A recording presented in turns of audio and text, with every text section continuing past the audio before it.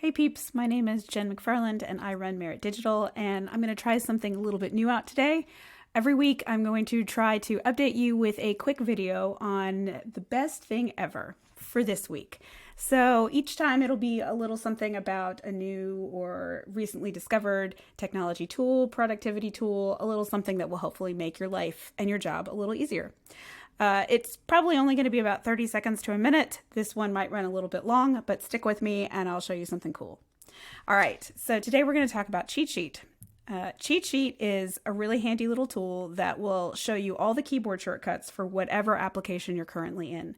So all I need to do once I'm in an application, right now I'm in Google Chrome, I can just hold down, for me, the command key just a little longer than usual, and up pops my shortcuts. So here you can see all the little things that I need to do to jump between tabs or reload a page or open a new incognito window. So that's it for me. Hope you found that useful, and check back for a new tip next week.